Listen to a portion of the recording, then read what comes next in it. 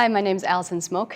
I've been a part of Faith Covenant Church since 1985 when I was a little puddle jumper with Ross and Rayanne Foley as my Sunday school teachers. My family, there's 4 kids, and I'm the second, and there's 3 girls, and I have 1 little brother. Hi, my name's Larry Smoak, and my wife Allison and I and our 4 children, we live in Honduras, Central America. We can say, declare for yourself that God's love is enough when the hurricane comes and wipes things out. Declare for yourself that God's love is enough when there's no food on the table or the water is dirty.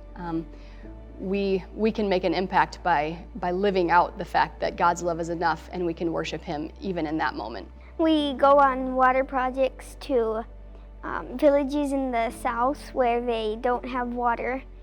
Building water systems, drinking water for communities is really critical because in certain parts of the country there are 6 months without rain. Yes, clean water is such a basic need. It's one of those physical needs that affects most of life, as you can imagine.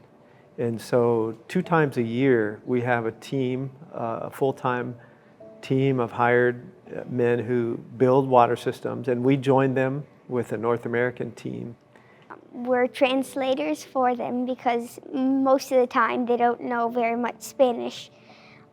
So we help translate. And help side by side dig the ditches, build the water system, and then in the evening share the gospel with children, share the gospel with the community. We have seen a number of individuals have their eyes opened to who Jesus is and what it means to be transformed by the gospel. It's going out after a storm when everybody's roof maybe blew off or we lost electricity and saying, hey, how are you?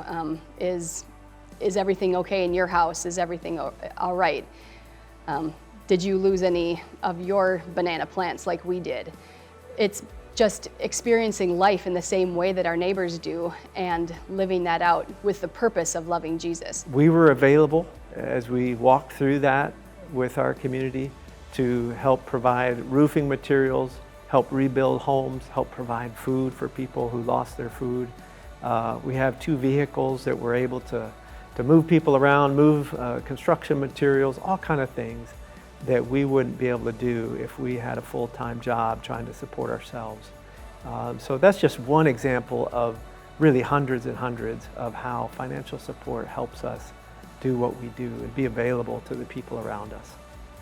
We recognize every week when we go and buy groceries and supplies for our family and for our campus and for neighbors in the community that we could not be down in Honduras without the support, the financial support from people at Faith and others. I want to say thank you to everybody, all of you, and for giving the money that helps us be able to be there in Honduras and help others learn about God. And it's a big help because it would be very hard for us to be there in Honduras without your help. It's such a blessing. And on top of that, the financial support that really allows us to do what we do. And so thank you so much for giving and for being faithful to the Lord.